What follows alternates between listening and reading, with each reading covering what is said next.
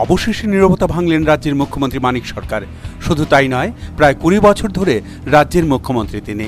রবিবার ছুটির দিনে নিজ সরকারি বাসভবনে সাংবাদিক সম্মেলন করলেন। আর এতে তিনি আইপিএফটির এনসি গোষ্ঠীর অনির্দিষ্টকালের অবরোধ কর্মসূচি প্রত্যাহার করার আবেদন জানালেন। 10ই জুলাই থেকে শুরু হওয়া লাগাতার রেল ও জাতীয় সড়ক অবরোধের ফলে রাজ্যের মানুষ ব্যাপক সমস্যার মুখে।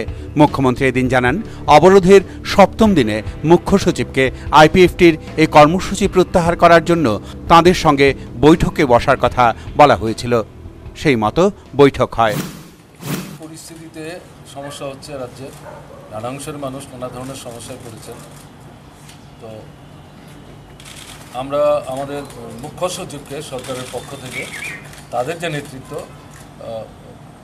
আহ্বান করে কথা বলবার জন্যে এবং এটা প্রত্যাহার করবার জন্যে যাতে অনুরোধ জানানো হয়, তার জন্য তাকে আমরা বলি।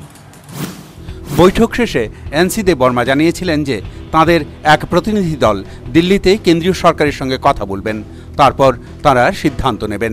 সেই কথার পরিপ্রেক্ষিতে মুখ্যমন্ত্রী জানান, রবিবার দুপুরে স্বরাষ্ট্রমন্ত্রী রাজনাথ সিংয়ের সঙ্গে ফোনে কথা হয়েছে। তিনি ব্যবস্থা নেওয়ার আশ্বাস দিয়েছেন বলে জানিয়েছেন মুখ্যমন্ত্রী।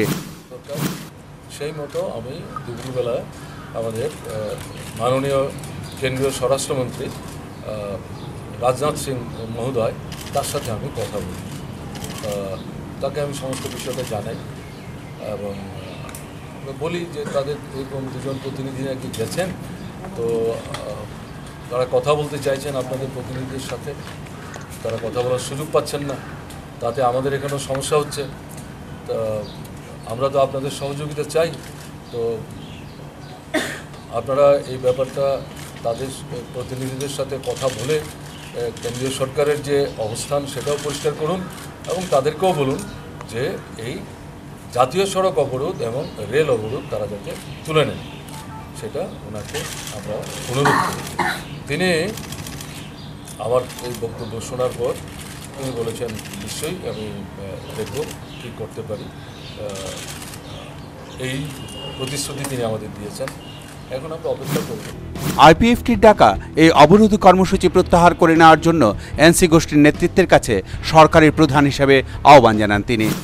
রাজ্য সরকারের পক্ষ থেকে, ত্রিপুরার জনগণের পক্ষ থেকে যে এই পথ অবরোধের যে কর্মসূচি তারা চালাচ্ছেন, এটা তারা অবিলম্বে যাতে প্রত্যাহার করে নেন, ত্রিপুরার মানুষের স্বার্থে, ত্রিপুরার স্বার্থে।